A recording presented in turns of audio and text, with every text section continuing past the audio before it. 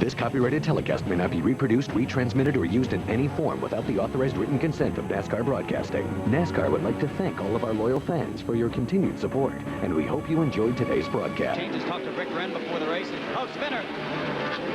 And that's a 72 truck that spun around. That is Terry McDonald, younger sister of Brandy McDonald. That'll bring out caution for the first time today here on lap 22. Actually, they came by and passed the start-finish line since lap 23. There may have been some contact there. Let's see what happened to Terry a moment ago. These are the leaders. Rick Crawford's taken over the second position. Looks like she tried to turn left to stay off of Rick Crawford. That's what caused her to spin. She had to jerk the truck left to stay off Rick Crawford to give him. The two owners there. Red Dog, Buddy Barnes, a crew chief, as we have a truck up against the outside of the wall over in turn 2, and that is looks to be Phil Bonneville. Looks like he got it refired and moving away now. And that will bring out caution here for the second time today on lap 30. As this is going on with Mike Bliss and the 16 truck. And we are back in Memphis, Tennessee, under caution for the third time today. That's the heavily damaged Sunbelt Reynolds Chevrolet for Jason Small. The caution coming out on lap 48. Here is our leader on pit road, the Axiom Chevrolet coming down 35 miles an hour, headed toward you, Ray. Watch, Jason, that's the blue and white truck in the middle. He's going to try to duck underneath Brian Rose, but when Jamie Cottle was already there, they made contact, turned around and made some pretty hard contact with the inside wall. You see there the contact right there with the inside wall. Heavy hit into the concrete.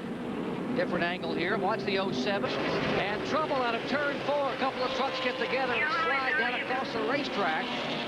There's a 63 we were just talking a moment ago about the youngster Carl Edwards. And that will bring out caution for the 5th time today. 77, over 77% of the time, Rich Bickle has finished in the top 10 in the races he started on a short track. And all 3 of his wins came driving for Darrell Waltrip. And word is we may see old DW back in the NASCAR Craftsman truck, possibly at Indianapolis Raceway Park. That would be great. We had so much fun with Darrell at Martinsville, so we really look forward to having him back. That would be awesome. Let's check in the Bickle pits with Amy.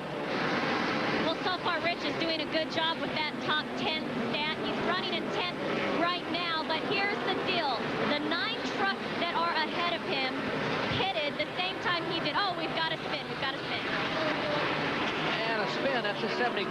Terry McDonald here on lap 6, 116. That'll bring out caution for the 6th time today. She made some contact with Ted Musgrave as he was lapping by her. Happened just a moment ago, entering turn 4. White truck on the inside. She slid off the bottom of the racetrack, made some contact with Ted Musgrave in the white and black truck. Spun around. Robert Preston did a great job getting by the inside. And back in Memphis Motorsports Park in Memphis, Tennessee, we are under caution for the 7th time. The 84 truck involved, Jamie Cottle. A spin off of turn 2 down the middle of the back straightaway, and a little bit of a frightening moment for Ken Fryer, NASCAR official. Take a look, coming off of turn 2 there, he got sideways, and the truck never would go on around, and he's made some. Watch this now. Watch this. There's a flag. Move, Ken. Okay. Ken Fryer, who waves the pit open, is with all the different winners and at least 20 or 25 trucks each and every week that could possibly win the race, and it would not be considered an upset. Terry looking on the inside.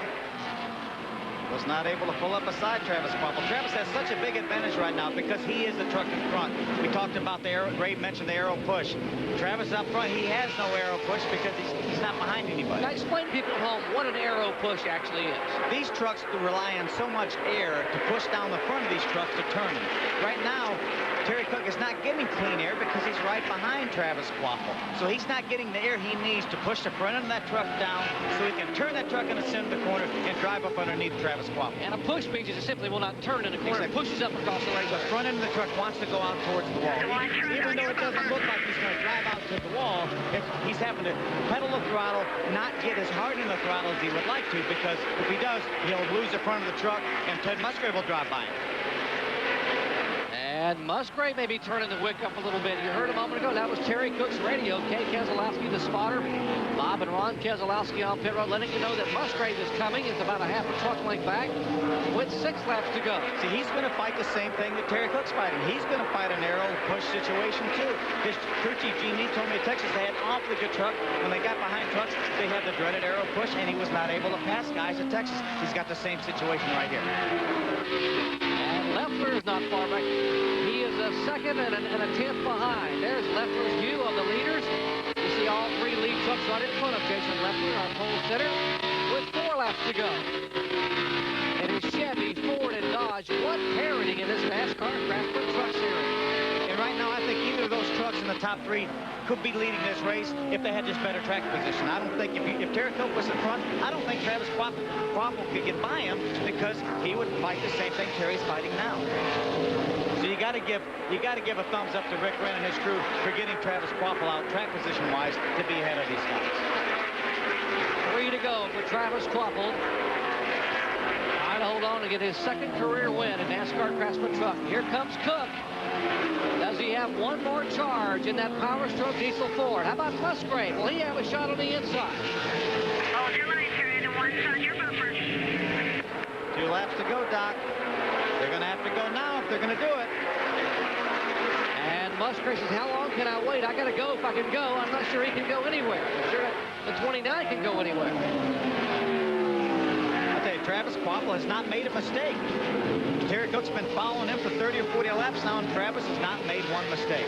And the white flag will come out this time. Alan Porter waves the white flag at Memphis Motorsports Park.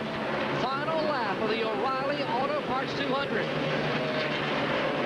Off the back straightaway, it is Chevy, Ford, and Dodge. Great parity in NASCAR's Craftsman trucks. Can Cook make a move? Slower traffic up high into turn 4. And 26-year-old Travis Quaffle will win at Memphis, Tennessee.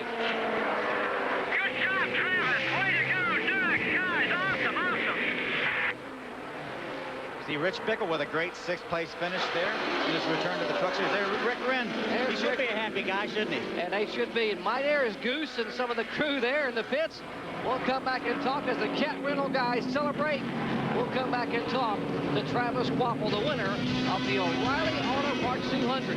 What a great race for NASCAR's Craftsman trucks. 3 years ago.